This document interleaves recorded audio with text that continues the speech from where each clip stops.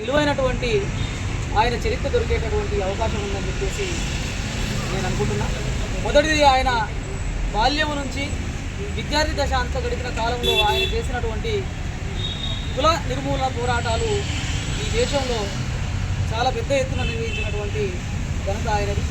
ఒకవైపు కుల నిర్మూలన పోరాటాలు లేదా కుల వివక్షకు వ్యతిరేకంగా పోరాటాలు చేస్తున్న కాలంలోనే అతి చిన్న వయసులోనే మరి ఈరోజు ఆయన ఏదైతే రాజకీయ వ్యవస్థ ద్వారా ఎన్నికల వ్యవస్థకి వెళ్ళి 27 సంవత్సరాల కాలంలోనే ఆయన మరి చట్టసభలలోకి వెళ్ళినటువంటి గనుడు.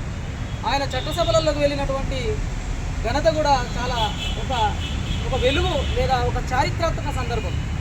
ఆనాడు బ్రిటిష్ ఇండియాలో 1935లో 37లో ఏదైతే ఎన్నికలు జరిగాయో ఆ ఎన్నికలలో బీహార్ రాష్ట్రంలో 14 రిజర్వ్ స్థానాలు ఇస్తే డిప్రెస్డ్ క్లాసెస్ లీగ్ అనేటటువంటి ఆయన ఆర్గనైజేషన్ ద్వారా 14 మందిని నిలబెడితే 14 సీట్లు గెలిచి ఈ భారతదేశ చరిత్రలో దళిత రాజకీయాలకు పునాదులు వేసినటువంటి ఘనత బాబు జగ్జీవన్ రామ్ది. ఆ పరంపర మొదలుకొని మరి ఆయన చనిపోయేంత వరకు చట్టసభలలో ఉన్నటువంటి వ్యక్తి. గాంధీతో సమానమైనటువంటి స్వాతంత్ర పోరాటం నడిపి ఒక కీలకమైన స్వాతంత్రోద్యమ నాయకుడిగా, సుప్రసిద్ధ స్వాతంత్రోద్యమ నాయకుడిగా చరిత్రకెక్కినటువంటి నాయకుడు బాబు జగ్జీవన్ రామ్.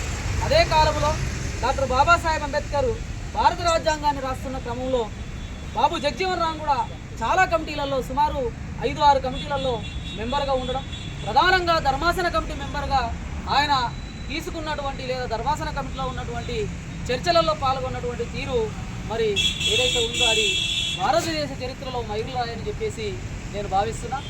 భారత రాజ్యాంగం చట్టసభలలో ఆయన మంత్రిగా ఉంటూ ఆమోదం పొందే క్రమంలో దళిత రిజర్వేషన్ల మీద చర్చ జరిగినప్పుడు మరి ఆయన సుదీర్ఘ ప్రసంగాల ద్వారా యావత్ భారత సమాజం నుంచి వచ్చినటువంటి పార్లమెంటును ఒప్పించి రిజర్వేషన్ల ప్రక్రియను సజావుగా జరిగేటటువంటి ఘనత బాబు జగ్జీవన్ రామ్. ఆ అనంతర కాలంలో ఆయన ఈ దేశ పురోగభివృద్ధికి, నవభారత నిర్మాణానికి నాంది పలికిన వ్యక్తులలో ఆయన ఒక ప్రముఖమైన వ్యక్తిగా ఈ భారత సమాజం చూస్తూ ఉంది.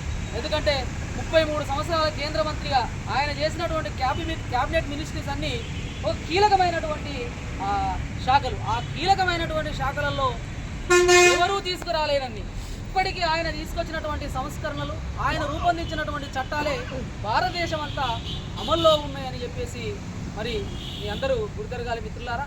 ఇట్లా భారతదేశంలో ఆయన ఒకవైపు కులానికి వ్యతిరేకంగా, కుల వివక్షకు వ్యతిరేకంగా పోరాటం, రాజకీయాలలో ముందుకొచ్చి ఒక ఆర్గనైజేషన్, ఈరోజు పార్టీలే గెలవలేని పరిస్థితుల్లో ఒక సంఘం ఆ రోజు ఎన్నికలలో పోటీ చేసి 14 సీట్లు గెలిచి మరి రాజకీయాలకు పునాదులు వేసి ఇట్లా భారతీయ చరిత్రలో మనం ఒకవైపు అంబేద్కర్ను ఎట్లయితే స్మరించుకుంటున్నామో, అంబేద్కర్ యొక్క భావజాలాన్ని ఎట్లయితే మాట్లాడుకుంటున్నామో, మరి జగ్జీవన్ రామ్ గారి భావజాలము లిఖించి ఉండకపోవడం వల్ల ఈరోజు కొంత గ్యాప్ అనేది ఏర్పడదు. మరి మనందరం జగ్జీవన్ రామ్ యొక్క సేవలకు సంబంధించి ఆయన చేసినటువంటి నిబద్ధతతో కూడినటువంటి ఒక సేవ ఏదైతే ఉందో, ఈ దేశానికి అందించినటువంటి, ఈ దేశ సమగ్రాభివృద్ధికి అందించినటువంటి సేవల్ని మనందరం సమాజం ముందు ఉంచాల్సినటువంటి అవసరం ఉన్నదని చెప్పి తెలియజేస్తూ మరోసారి ఈరోజు ఈ భారతదేశం అంతా ఆయన యొక్క జయంత్యోత్సవాలు నిర్వహిస్తున్నటువంటి ప్రజలందరికీ, ముఖ్యంగా మా సంగారెడ్డి కేంద్రంగా నిర్వహించుకుంటున్న అందరికీ కూడా మరోసారి శుభాకాంక్షలు తెలియజేస్తూ అందరికీ నమస్కారం. जोहार बाबू जगजीवन राम, अमर रहे बापू जी, अमर रहे बापू जी, सागिद्दाम बाबू जगजीवन राव गारी आशयालु, सागिद्दाम बाबू जगजीवन राव गारी आशयालु. దప్పోల రమేష్, కవి, రచయిత, కళాకారుడు, ఇండియా.